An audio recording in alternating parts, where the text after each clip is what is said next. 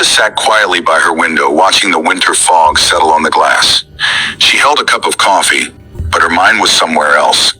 It was the holiday season, and everywhere she looked, people were sharing moments of happiness. But for her, these days only deepened her sense of isolation. In recent months, Alicia had been so caught up in work that her personal life had completely vanished.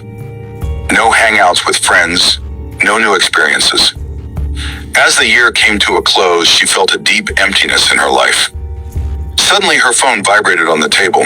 She picked it up and scrolled through her notifications. A friend's Instagram post, another couple photo, both smiling joyfully. Alicia sighed deeply and set the phone aside. Maybe I should try Tinder again, she muttered to herself, despite her past disappointing experiences. She thought back to her previous encounters. Awkward dates, uninteresting profiles, and hollow relationships that left her feeling more alone. But tonight, she felt a strange excitement stirring within her. In a few moments, Tinder was reinstalled. As soon as she opened the app, a world of faces appeared on her screen, each accompanied by a short bio. Nothing interesting. This one's not it. What is this? She swiped through the profiles, and then one caught her eye. Daniel. Daniel's profile was different. His first picture was taken on a mountain, with the sun setting behind him. His smile seemed natural, his eyes sparkling. The next picture showed him holding an old vinyl record, as though music was an integral part of his soul. His bio intrigued Alicia. I'm a storyteller and music lover. Let's skip the small talk and talk about the stars. Alicia took a deep breath and swiped right. It's a match. Just a few seconds later, a message popped up. Hey Alicia, I'm glad we matched. Their conversation was unlike any Alicia had ever had. Daniel was charming, and his questions were thoughtful, as though he truly wanted to know her. What kind of music do you like? Jazz. What about you?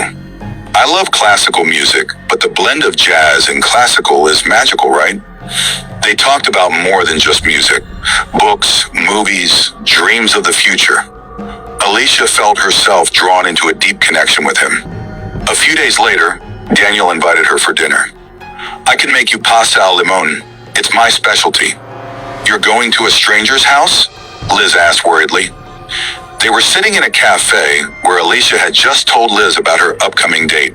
He's not a stranger, Alicia reassured her with a smile. We've been talking for days, and he even FaceTimed me. He seems real. Seems real? Alicia, this is the online world. Anyone can pretend to be anyone, Liz said anxiously. Don't worry, I'll share my location with you. Liz hesitated but nodded. Okay, but if I don't hear from you, I'll call the cops immediately. That night, Alicia wore her favorite dress and let her hair fall loose. When she arrived at Daniel's building, he was already waiting in the lobby. You look beautiful, he said. His smile was warm and genuine. But as soon as Daniel took her hand, a strange, cold sensation spread through her skin. Alicia felt a jolt, but brushed it off. Daniel's apartment was stunning. The windows offered a view of the city lights and everything was meticulously arranged. But as they sat down, Alicia noticed something strange. There were no personal items. No photos, no keepsakes. Throughout dinner, Daniel's touch felt cold and unusual. When he brushed her hand, it felt like ice was sinking into her skin. Suddenly, Alicia felt a strong sense of danger. Daniel, I think I should go home. Daniel looked at her softly. Already? The night is just beginning. As Alicia tried to put on her coat, the lights began flickering. Suddenly, Daniel's shadow grew long, and the room became unnaturally cold. You're not going anywhere, Daniel said, his voice now deep and menacing. The next morning, Alicia woke up in her bed, but something had changed. She noticed frost-like marks on her skin, slowly spreading. Her phone vibrated. A message appeared. Did you think I'd let you go? Alicia's heart stopped. She knew now that she couldn't escape. Within a few days, Alicia completely disappeared, but Daniel's profile reappeared, ready to trap another lonely soul looking for love.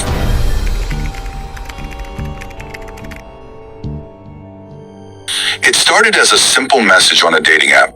It was late, one of those quiet nights when the world felt distant and the only sound was the soft hum of the refrigerator.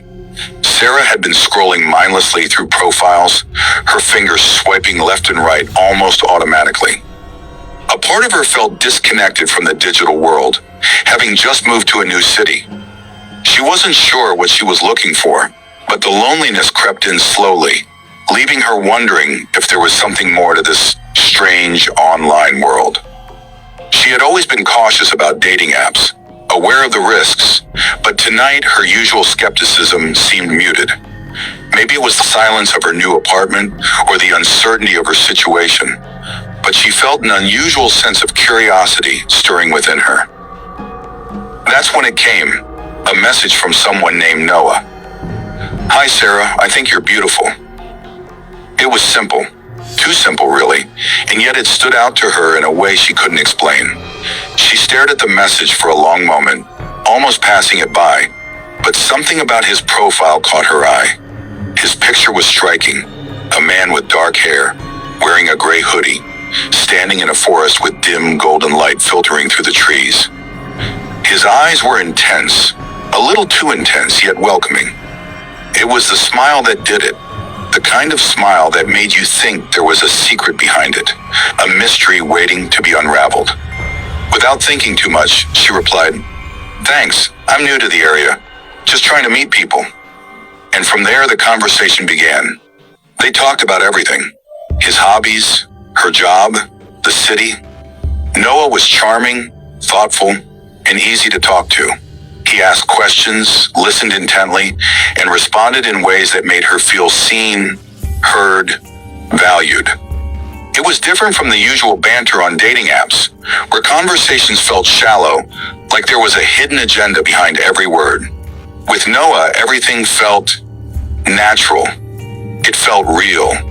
She began to look forward to their conversations, their late-night chats that spanned hours. After a week of messaging, Noah suggested they meet in person, a small cafe downtown on a quiet Saturday afternoon. "I'd love to get to know you better," he wrote. Sarah hesitated, but only for a moment. Something inside her said she had nothing to lose. She agreed, picking a simple cafe with large windows and a cozy, intimate atmosphere. The day of their meeting arrived, and Sarah was nervous. She stood in front of the mirror, scrutinizing her reflection. She wore a simple blue dress, something casual but nice.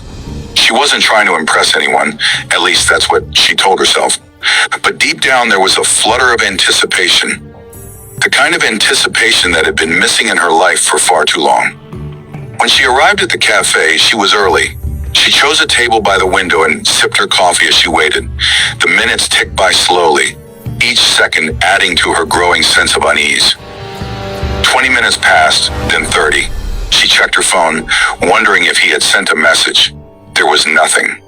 She began to feel a slight irritation building in her chest. Was he just another person playing games? But then a message popped up on her screen. "Sorry, I'm running a bit late. Don't leave. I'll be there soon." She smiled, a little relieved. The sudden change in her mood surprised her. It was another 20 minutes before she received another message. "I'm outside. Look out the window." Her heart skipped a beat. She glanced up. Standing across the street, his dark eyes locked with hers through the cafe's large glass windows. He was smiling. She felt a shiver run down her spine, but she brushed it off. She waved, trying to appear casual, but something about his gaze unsettled her. His eyes were too intense, too still. It was as though he was studying her, measuring her, dissecting her. Without another word, he turned and walked down the street, disappearing into the crowd. Confused, Sarah sat back in her seat. Had he been watching her the entire time? Had he been standing there, waiting for her to notice? Her phone buzzed again. "I saw you," the message read. "I was just making sure you were real." A cold chill ran through her, but she tried to shake it off. Maybe he was just being playful, though the words didn't sound playful at all. They sounded ominous. She decided to leave. Whatever this was, she wasn't in the mood to deal with it. But just as she stood up to go, her phone buzzed once more. "Come outside, Sarah, I'm here." Her heart raced as she hesitated. What was going on? She shouldn't go outside, but something about his words kept her rooted to the spot. Against her better judgment, she walked to the door and stepped outside. The night air was cold and the street was dimly lit. She walked down the sidewalk, scanning the street, looking for him. There was no one in sight. She stopped by a street lamp, her breath visible in the air, shivering. The silence around her felt too heavy. Then just as her patience began to wear thin, she heard a voice from the shadows. Hi! She turned sharply. Standing under the shadow of a nearby building was Noah. His dark figure seemed to blend into the night, and for a moment she wasn't sure if it was him at all. But when he stepped forward, it was unmistakably him. His smile was wide, almost too wide, stretching unnaturally across his face. I'm glad you came, he said softly, his voice like velvet. But there was something wrong about it, something in the way it vibrated in the air. Are you okay? She asked, trying to keep her voice steady, though she could feel a growing unease in her stomach. He stepped closer, far too close, and his hand reached out to touch hers. The moment his skin made contact with hers, a jolt of cold shot through her body. His touch was unlike anything she had ever felt. It was wrong. It felt as if the warmth had been drained from her, as if his touch was sucking the life out of her, piece by piece. I'm glad we could finally meet, Noah whispered, his voice dropping lower, his grip tightening. Sarah tried to pull away, but his fingers had already wrapped around hers, a vice-like grip that wouldn't loosen. Her breath caught in her throat as panic set in. What? What are you doing? She gasped, her voice shaky. I've been watching you, he murmured, his lips barely moving. I knew you would come. You've been waiting for me. His words didn't make sense, but they felt too real. Her body trembled as the world around her seemed to slow down. The streetlight flickered, casting eerie shadows across his face. The night felt too still, as if the air itself was holding its breath. I've been waiting for this moment, Sarah, Noah continued, his hand moving to her wrist. You've been seeking connection, seeking someone who truly understands you. But now you'll understand what it really means to be seen. Her heart raced, her thoughts a blur. She tried to break free, but it was as though her body was moving through thick mud. Every movement felt sluggish, as though her limbs were weighted down, frozen by his touch. I'm not what you think I am, he whispered, his breath cold against her ear. In that moment, she realized, this wasn't a man. This wasn't a date. She had made a terrible mistake. Suddenly, his grip tightened, and her whole body jolted. His hands were cold, so cold they burned. His fingers seemed to burrow into her skin, drawing out her very essence. She couldn't scream, couldn't even move. All she could feel was the icy pull of his touch, dragging her further and further away from reality. And then with one final, unbearable pull, she collapsed. She woke up alone, the dark streets silent again. But something was wrong. His touch was still there, a lingering coldness deep in her bones. It hadn't left. It would never leave. As she stumbled to her feet and ran home, she couldn't shake the feeling that she wasn't the same anymore. No matter how far she ran, no matter how many nights passed, Noah's touch would follow her. Always. And she knew in the pit of her stomach that she had paid the price for acceptance.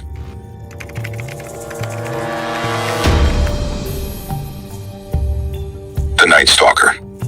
It started innocently enough. Claire, like many others, had resorted to a dating app after months of spending her weekends scrolling through lonely nights, wondering if she'd ever meet someone who understood her.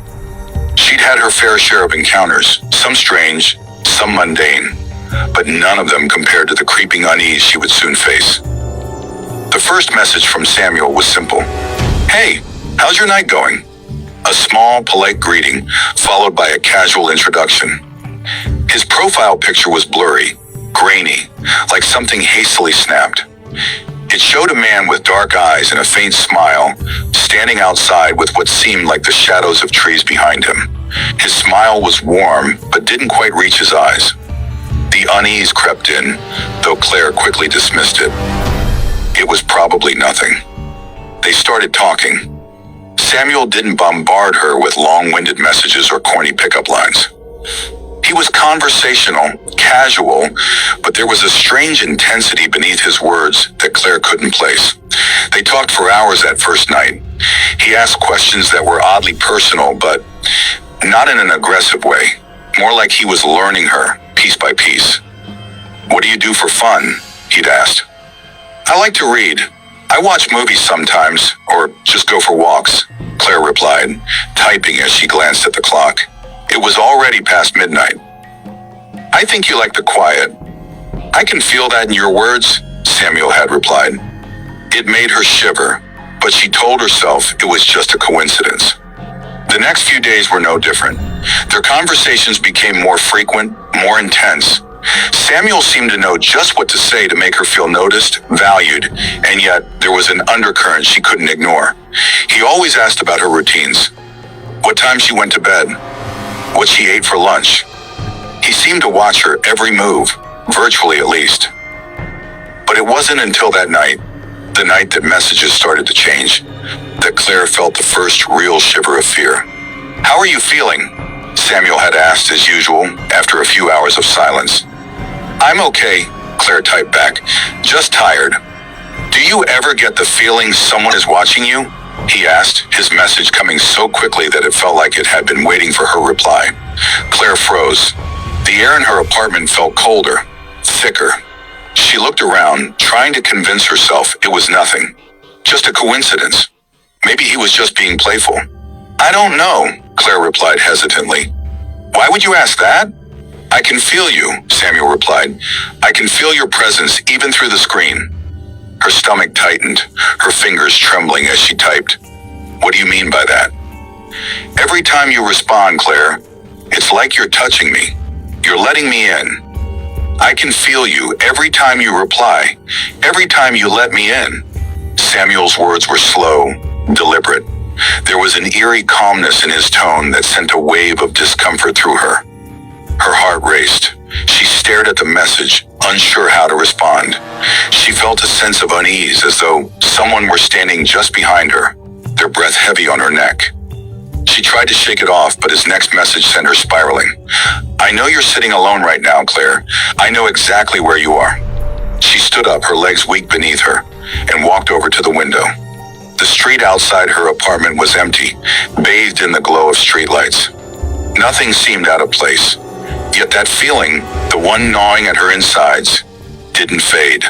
She checked the locks on her doors again, even though she'd already done it twice tonight. That night, she couldn't sleep. Her phone buzzed periodically, each buzz making her jump. Samuel had been texting nonstop, his words blurred together, becoming a long stream of unsettling declarations.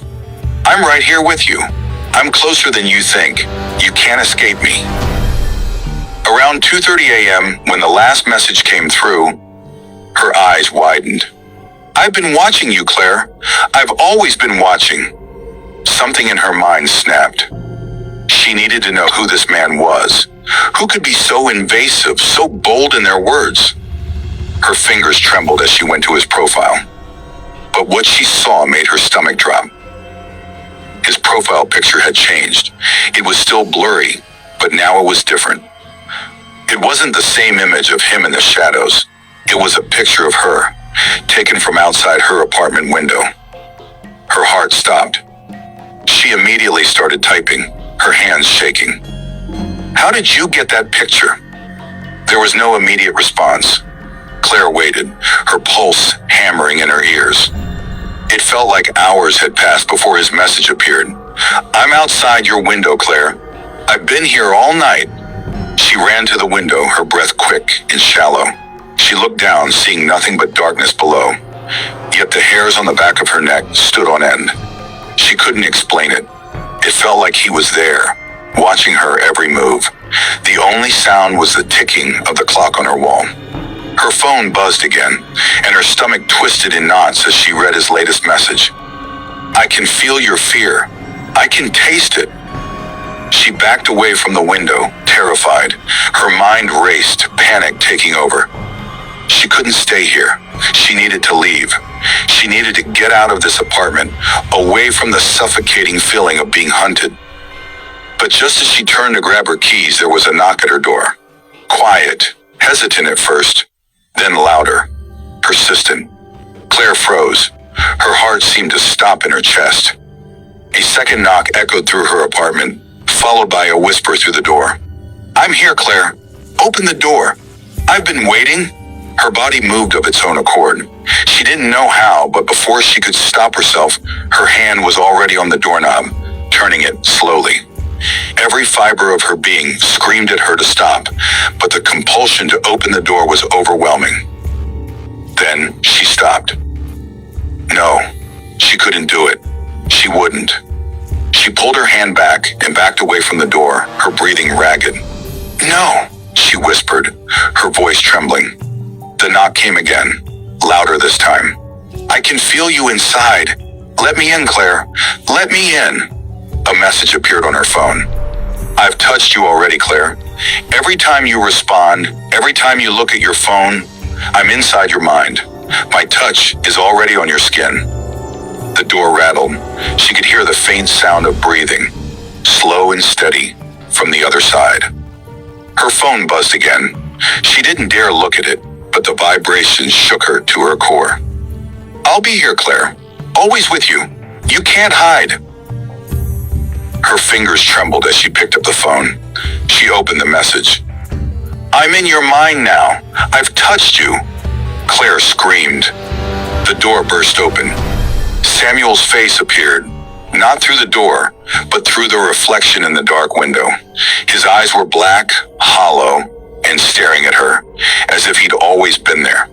The darkness inside her apartment seemed to stretch, enveloping her, until all she could feel was the suffocating pressure of his presence. His touch was already on her skin, and she realized too late that she had invited him in.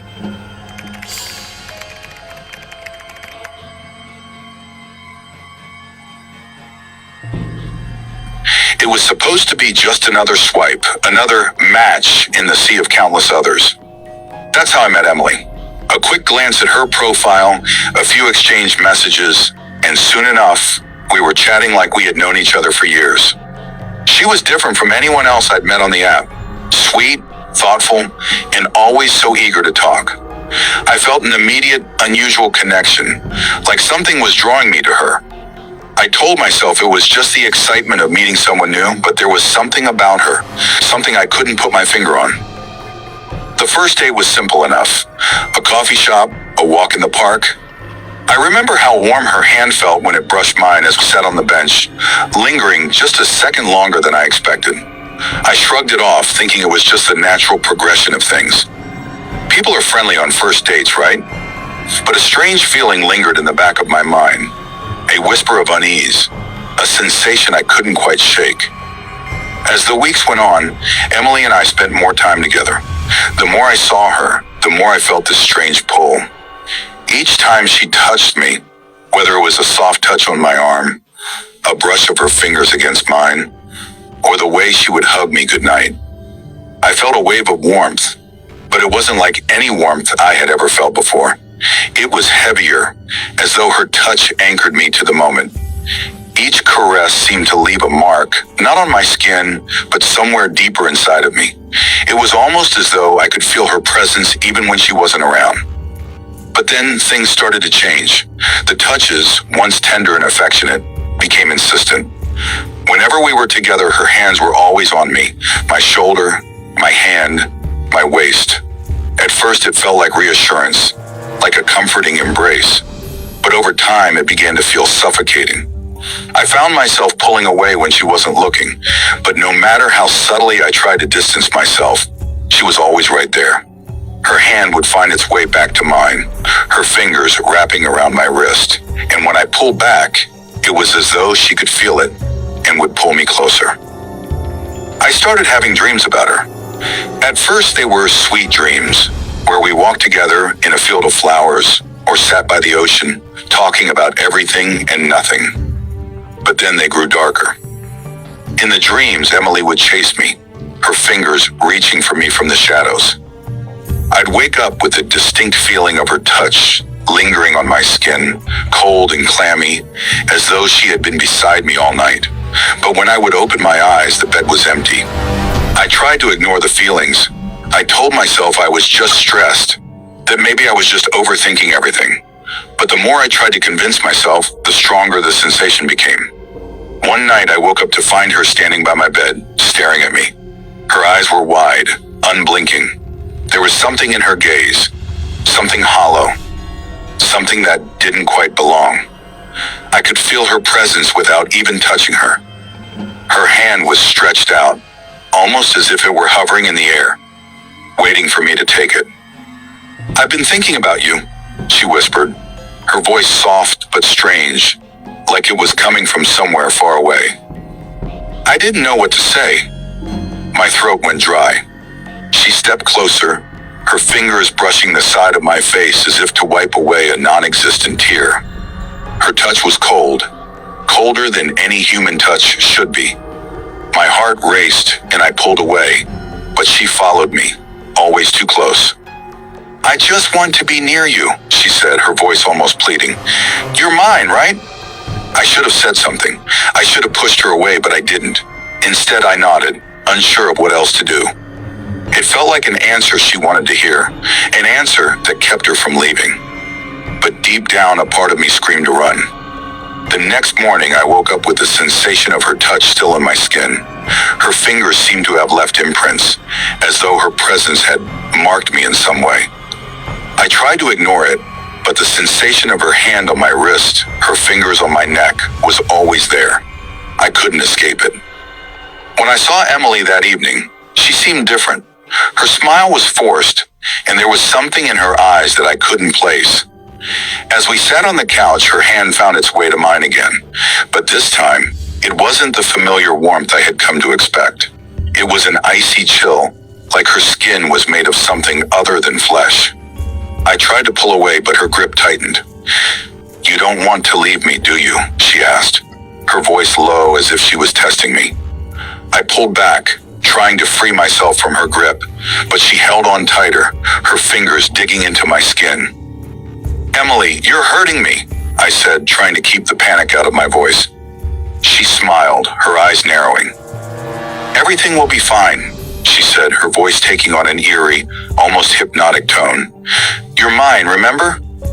The words rattled me. A wave of fear washed over me, and I knew I needed to get away, but I didn't know how. She had me trapped. The next few days were a blur. Emily's presence consumed me. Everywhere I went, I could feel her touch, like an invisible hand pressing against my chest, pulling me back when I tried to walk away. I'd wake up in the middle of the night, drenched in sweat, feeling her fingers on my skin. But when I opened my eyes, she was never there.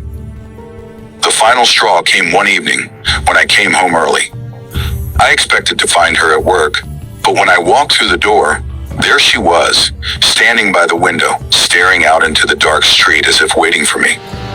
The air felt thick with tension, like something was about to snap. She turned when she heard the door creak open, and a wide smile spread across her face. "I've been waiting for you," she said softly, stepping toward me. Her hands reached out so quickly I barely had time to react. Before I knew it, her fingers were gripping my wrist, pulling me toward her. Her touch was like ice, and I could feel her nails digging into my skin. "Stop!" I gasped, trying to pull away, but her grip only tightened. "Emily, please!" "You're mine," she repeated, her voice almost a chant, as if saying it over and over would make it true. I tried to break free, but she wouldn't let go. Her hands were everywhere, on my chest, my arms, my neck, her cold skin pressing against mine as if she were trying to absorb me into her. I could barely breathe. It felt as though she was suffocating me, like I was trapped in her web.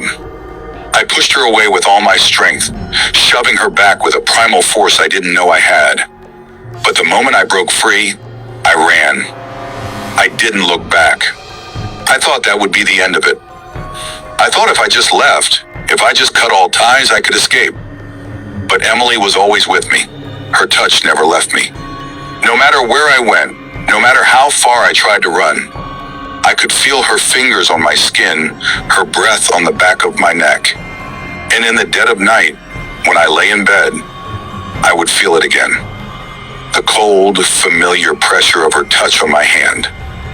Her nails digging into my palm. Her voice soft and chilling. "You're mine." I was never going to get away from her. And worse, I realized with a shudder, I never truly had. I don't know where she is now, but I know she's out there, waiting for me to come back. And when I do, her touch will be waiting for me too. Always.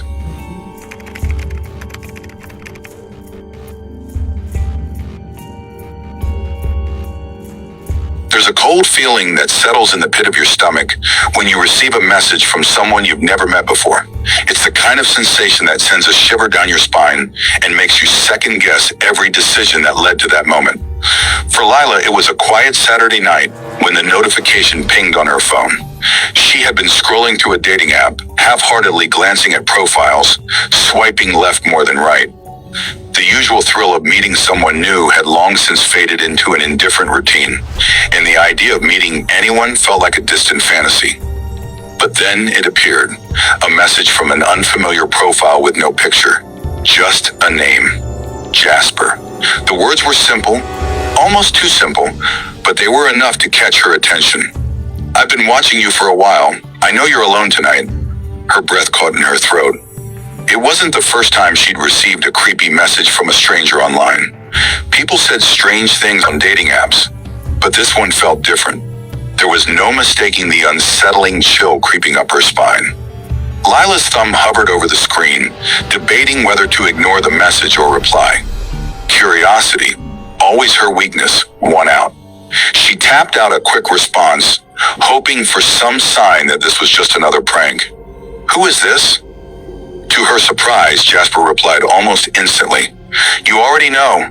She froze, staring at the screen. Her mind raced. She didn't recognize the name, yet the words seemed too familiar, too deliberate. The hairs on the back of her neck stood up as the implication hit her.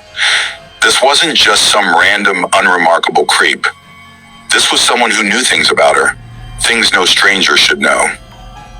Her mind swirled, trying to make sense of it. Lila had always considered herself careful, someone who rarely shared too much online. She didn't talk to strangers, didn't let her guard down. But somehow this felt personal, as if this person had been watching her for far longer than she realized. She stood up, pacing around her dimly lit apartment, unsure of what to do. Her heart was pounding in her chest. She checked the door, double-checked the locks. The house felt colder now, her fingertips tingled, as if the very air had changed, as though something unseen was creeping closer, waiting to touch her. The next message appeared on her phone, its notification sound cutting through the silence like a knife. "You've been feeling the presence, haven't you? The weight on your chest when you lie down at night, the whisper of your name in the dark. Don't pretend you haven't noticed." A chill spread across her skin, but she couldn't look away. She swallowed hard, her thoughts a blur of confusion and dread. Lila felt as if she had lost control of the situation, but she couldn't bring herself to stop engaging with this unknown person. Every response felt like a step closer to unraveling a mystery, but with each message she also felt herself inching closer to something far darker. A new message blinked on her screen. "You know how it feels, don't you? The touch, the one that lingers just a bit too long." She froze, her fingers suddenly trembling. A memory surfaced, an odd, inexplicable moment from the previous night. As she lay in bed trying to fall asleep, she'd felt something. A pressure, soft at first, then gradually growing heavier, as if a hand had gently rested on her shoulder. Her mind had dismissed it, chalking it up to exhaustion, or perhaps a stray dream. But now, with this message, that fleeting sensation felt far too real. Lila sat down again, her heart pounding in her ears. She typed, "Who are you?" No reply came for a long while. She waited, growing more anxious with each passing second, until the phone buzzed again. When she opened the message, her eyes widened in terror. "I'm closer than you think. My touch has been on you before. You can't escape it." Suddenly, a sharp knock echoed through her apartment, so loud and so sudden that it made her jump. The air seemed to thicken, the walls pressing in. Her breath quickened, and her body went rigid. She looked toward the door, unable to move, her entire being paralyzed with fear. Another knock. She stood up slowly, heart hammering in her chest, her legs shaky. She took one hesitant step toward the door, then another, her mind racing. Was this a sick joke? Was someone messing with her? Or had it all been leading to this moment? Lila reached for the door handle, her hands shaking. As she touched it, a cold rush of air swept past her, sending an involuntary shiver through her spine. Her fingers froze on the handle. A sudden thought gripped her. What if it wasn't a person at all, but something else, something that had always been there, just waiting for the right moment? With a trembling breath, she yanked open the door. No one stood in the hallway, but on the ground in front of her was a single white glove, perfectly clean and untouched by the dirt of the world outside. Lila stared at it, unable to breathe. The glove was too familiar. It was the same one she had worn the night before, the one that she had taken off before bed and left on the chair next to her window. Her heart raced. This wasn't possible. She hadn't left it by the door. She hadn't worn it out. The entire situation felt unreal, like a nightmare she couldn't wake up from. The air around her seemed to contract, pressing in on her from all sides. Her skin prickled, the hair on her neck standing straight. She backed away slowly, her feet stumbling, but her eyes never left the glove. She was suffocating in a wave of dread she couldn't explain. And then a touch, a light, cold brush against her shoulder. She spun around, her heart in her throat, but there was nothing. No one. Only the faintest trace of a presence lingering in the air. But the sensation of the touch remained, like an imprint on her skin. The phone buzzed again, the message appearing. You can never run from me. The touch is always there, lingering in the spaces between breaths. In the silent moments where you think you're alone. You're never truly alone. Lila collapsed to her knees, her body trembling violently as the realization hit her. The touch had always been there, watching, waiting. And now it was finally too close to escape.